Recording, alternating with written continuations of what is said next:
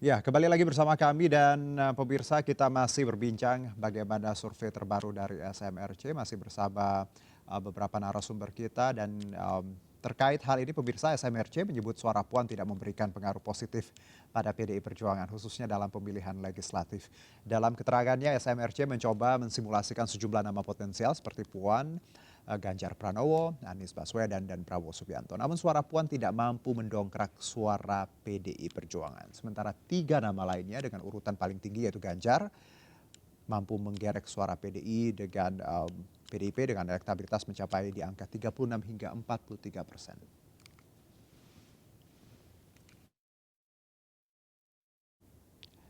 Baik, kita lanjutkan dialog bersama Saidiman Ahmad selaku peneliti Lembaga Survei SMRC, Fauzan Abar, politisi PDIP, dan Rinto Wardana, Ketua Umum Relawan Ganjar. Saya ke Pak Saidiman terlebih dahulu. Tadi menarik bahwa ada 4 nama ya, kecuali Puan yang mempunyai tadi justru cenderung mengancam suara PDIP. Tiga lainnya ini berpotensi tadi menderek suara PDIP, bahkan kalau saya dengar juga menarik suara dari gerbong politik lain. Bisa Anda jabarkan ini? Ya, kita memang melakukan uji eksperimental Mhm. terhadap 4 tokoh yang potensial yang selama Mhm. ini disebut atau yang selama ini muncul dalam survei-survei. Selain Ganjar Pranowo dan Puan Mhm. Maharani, kita juga menemukan bahwa ternyata kalau PDIP mencalonkan Prabowo Subianto itu juga bisa menaikkan suara PDIP, Bahkan Anies ya?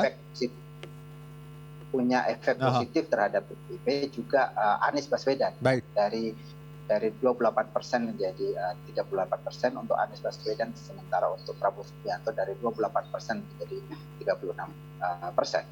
Satu-satunya tokoh yang memiliki efek negatif hanya Puan Maharani. Ini yang kita temukan di dalam survei SMRC. Oke, ini dilakukan Agustus kemarin ya, Bang Saidiman ya. Ya, Rata-rata ya, ini kan tatap muka kalau saya baca ya surveinya. ya, Apa yang survei tatap membuat muka. para pemilih ini ketika melakukan survei tadi ada conclusion atau ringkasan bahwa Puan mempunyai efek negatif. Apa kira-kira jawaban rata-rata para pemilih yang Anda Ya, ya. interview? Aha. Eh, kita melihat sebetulnya ini sangat konsisten ya. Kita juga Baik. ada simulasi di mana Puan dipasangkan dengan para tokoh itu, misalnya dipasangkan dengan Mhm. Prabowo Subianto atau dipasangkan dengan Anies Baswedan, Baik. dan kita menemukan semuanya konsisten dengan yang tadi itu justru tidak menambah suara pasangannya, tetapi Mhm. mengurangi. Mhm. Dan saya kira temuan utama kita itu adalah bahwa ternyata kedisukaan atau likability terhadap Puan Maharani ini menjadi faktor yang paling penting. Saat Oke. ini Puan Maharani baru disukai sekitar 44% Mhm. dari yang kenal. Sementara misalnya kalau kita bandingkan dengan Ganjar Pranowo, dia disukai sekitar 83 sampai 85% dari yang tahu. Prabowo Subianto disukai 71% dari yang tahu, 74% dari yang tahu Anies Baswedan suka padanya. Jadi Mhm. persoalan utama pada Mbak Puan ini adalah pada likability. Saya mungkin ini bisa dijelaskan secara lebih jauh apa yang Oke. menyebabkan masyarakat kita Jadi itu kurang tadi suka terhadap Puan likability Maharani. ya, Ya, likability. in terms of Ada ya. fenomena memang di masyarakat Mhm. kita bahwa mereka tidak terlalu suka ya terhadap figur-figur yang dipersepsi sebagai super elit. Mbak Ah, Puan ini kita tahu oke. adalah cucu Mhm. presiden, Mhm. kemudian juga anak presiden, dia berada di lingkungan elit. Kita Oke. bisa berdebat apakah Puan Maharani ini secara objektif Mhm. dia merakyat, dia peduli pada publik, tetapi dari sisi publik persepsi yang mereka terima begitu. Persepsi yang mereka terima bahwa Puan Maharani ini adalah super elit, sehingga ada semacam resistensi ya Oke. terhadap super elit, dan itu kita temukan pada tokoh-tokoh yang lain, misalnya pada Mhm. Airlangga Hartarto juga kita menemukan itu juga, Mhm. bahwa dia dipersepsi sangat elit sehingga likability-nya tidak kompetitif Oke. dibanding dengan Ini ya Bang, videonya tokoh-tokoh Bang. lain. Oke. Jadi dengan kata Ya. lain Pak Saidiman bahwa gambaran masyarakat kita lebih memilih orang-orang atau tokoh-tokoh yang memang lahir dari rakyat seperti itu, bukan lahir dari elit? Ada semacam itu. Aha. Jadi ini di luar dari apakah secara objektif dia Baik. dekat atau tidak ya. Aha. Ini soal persepsi publik ya. Baik. Bahwa ada semacam resistensi terhadap mereka yang dipersepsi sangat elit dibanding Baik. dengan yang mungkin tidak lahir dari sana. Baik. Saya ke Pak Fauzan. Mas Sinton sebelumnya juga menyebutkan bahwa hasil survei bukan pertimbangan untuk memilih capres. Hal ini tentunya jadi sikap sendiri untuk seorang tokoh dan juga bagaimana PDIP melihat survei ini. Tapi apakah hal ini memang mentah-mentah akan ditolak ataupun survei-survei seperti ini tadi likability akan menjadi masukan? Karena ya ini juga ketika survei ada hubungannya dengan let's say suara rakyat seperti itu. Pak Ya, tentu Fauzan. saja seperti saya sampaikan Aha, bahwa sekarang ini kan survei-survei yang dilakukan oleh lembaga-lembaga survei itu kan menjadi salah satu ya bahan pertimbangan untuk memutuskan siapa yang memang akan diputuskan oleh Ibu Ketua Umum untuk menjadi calon presiden. Tapi dengan segala pengalaman yang dimilikinya, Ibu Ketua Umum itu kan tentu juga punya cara lain ya, cara lain untuk menilai apakah orang itu layak atau tidak menjadi seorang pemimpin. Saya kira ini yang oke. menurut saya juga menjadi salah satu pertimbangan mengapa Ibu selalu mengatakan fokus saja kerja. Ya, sekarang fokus turun ke rakyat, menangis dan tertawa bersama rakyat, begitu ya bukunya Ibu Ketua Umum. Dengan cara begitu rebut hati rakyat, maka nanti kalau kita bisa merebut hati rakyat, kita bisa meraih kemenangan. Itu yang selalu disampaikan oleh Ibu Ketua Umum dalam beberapa kali memberikan pengarahan yang beberapa kali saya ikut. Oleh karena itu maka ya tentu karena bukan menjadi faktor utama.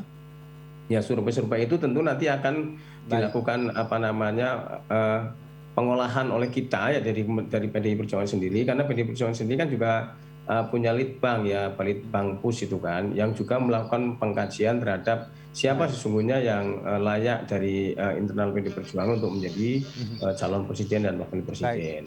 Ya hanya orang itu nanti pada akhirnya menjadi calon presidennya PDI Perjuangan, tapi nantinya akan menjadi presidennya Republik Indonesia. Karena itu harus diterima oleh seluruh rakyat Indonesia gitu. Baik, Pak Fauzan, kalau tadi ada catatan likability atau dalam artian mungkin kesukaan ya, ini rendah sekali terhadap sosok Puan. Bagaimana Anda melihat ini? Dalam politik kan ada ungkapan suka tak kurang puja, benci tak kurang maki, kan biasa.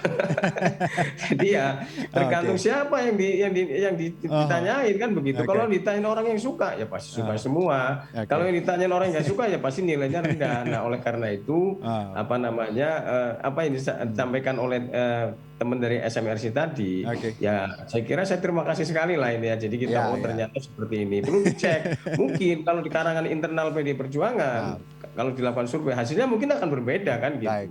Ya kita tahu survei kan memotret tadi ya waktu yang lalu, masa depan ya sangat dinamis. Siapa yang tahu kan seperti itu. Baik. Nah kalau saya ke Pak Rinto, ini disebutkan bahwa survei bukan jadi pertimbangan nanti ya untuk PDIP memilih capresnya. Jadi walaupun siapapun namanya yang tinggi di survei, nampaknya PDIP bukan itu pertimbangan utamanya. Tanggapan Anda silakan. Ya, kembali lagi kalau kami melihat bahwa kalau tadi kan sudah disampaikan bahwa PDIP punya mekanisme tersendiri dalam penjaringan calon ya, punya mekanisme tersendiri. Dalam hal ini dilakukan oleh Balitbang atau litbangnya PDIP. Cuman pertanyaan bagi kami adalah apakah litbang internal di PDIP itu cukup merepresentasikan secara objektif terkait keputusan strategis mengenai penetapan calon presiden dari PDIP atau tidak. Bagaimana PDIP melihat ini, bagaimana juga publik melihat hal ini. Tapi bagi kami yang terpenting adalah yang harus menjadi perhatian kami di sini sebagai relawan, seperti yang berkali-kali kami sampaikan, bahwa dengan adanya dukungan kepada Pak Ganjar itu secara otomatis adalah dukungan terhadap PDIP. Nah, seperti yang tadi disampaikan bahwa ketika ternyata bukan Pak Ganjar yang ditetapkan sebagai capres dan mengakibatkan merosotnya dukungan kepada PDIP, itu adalah konsekuensi yang seharusnya memang PDIP sudah tahu dan kita tidak bisa intervensi itu. Artinya apa? Apapun keputusan dari PDIP mereka sudah tahu konsekuensinya. Bahkan termasuk ketika menetapkan misalnya Bu Puan sebagai capres pun PDIP sudah tahu konsekuensinya. Artinya segala hal yang menjadi keputusan itu akan berputar-putar lagi ke sana bahwa ada konsekuensi harus diterima dan itu kita nggak bisa intervensi. Kami sebagai relawan hanya bertugas untuk bagaimana kami mendukung melakukan penggalangan massa, penggalangan dukungan terhadap Pak Ganjar Baik. sedemikian rupa dan bekerjasama dengan organ-organ relawan yang lain sehingga dukungan itu semakin membesar dan tentunya pasti akan menguntungkan PDIP juga. Baik. Tetapi kalaupun toh ternyata PDIP tidak melihat hasil survei itu sebagai hal yang utama di dalam penentuan capres, ya silakan saja. Artinya apa? Kedepannya PDIP berarti tidak akan pernah mempertimbangkan, tidak akan pernah menjadikan hasil survei itu sebagai acuan utama dalam penetapan capres. Oke, baik. Kalau nantinya ya Pak Rinto, PDIP tetap pilih Puan, teman Ganjar gimana? Politik ini dinamis, kita sudah tahu. Kalaupun misalnya ternyata PDIP tidak menetapkan Ganjar sebagai capres, ya tidak ada masalah. Itu kan keputusan PDIP dan kita juga tidak akan bisa berbuat banyak terkait keputusan itu. Tetapi kita juga tidak bisa juga menutup mata daripada tawaran-tawaran di luar. Itu sudah pasti kita akan mempertimbangkan itu, kecuali misalnya partai-partai lain memang benar-benar tidak melirik Pak Ganjar, ya sudah, nggak ada persoalan. Hanya saja di perspektif kami sebagai relawan, sangat disayangkan jika PDIP tidak menomorsatukan, mengutamakan kader terbaiknya, di mana secara perspektif publik diterima dengan baik, tetapi kemudian diabaikan atau bahkan dibelakangkan. Nah ini sangat disayangkan. Tetapi sekali lagi tidak tertutup kemungkinan juga kita pasti akan melakukan penjajakan dengan partai-partai lain, dengan kata lain, melirik Pak Ganjar. Pak Rinto, bahwa PDIP jangan sampai menyesal ya kalau salah pilih gitu. Ya, itu konsekuensinya. Kita mengatakan jangan sampai menyesal ya, tapi kalau memang keputusannya bahwa Bu Puan yang harus jadi capresnya PDIP, ya silakan saja, nggak ada persoalan. Berarti kan kita sudah tahu jawabannya bahwa PDIP akan menghadapi segala konsekuensi yang ada. Ke Pak Saidiman, mungkin ini terakhir ya Pak Saidiman ya, dari dinamika yang kita bahas diskusi ini, apa mungkin menurut Anda langkah terbaik untuk PDIP sendiri dalam menentukan capres ya, dengan adanya tadi survei dan juga sikap partai yang memang tadi sesuai pakemnya. Ada hal yang ingin Anda sampaikan?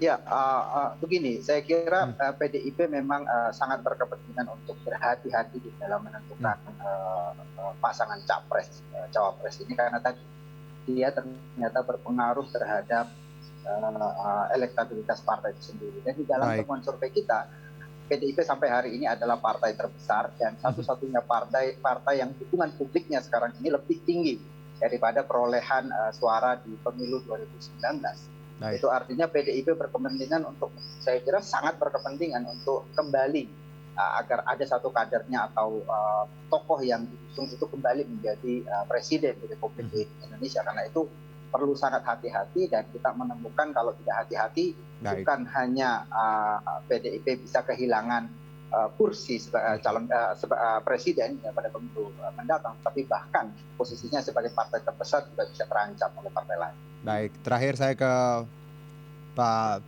Fauzan, silakan Pak Fauzan, closing statement. Ya, terima kasih. Jadi saya kira pemilu masih lama. Ya, sekarang kita sedang menghadapi verifikasi faktual untuk partai politik. Fokus ke situ dulu lah.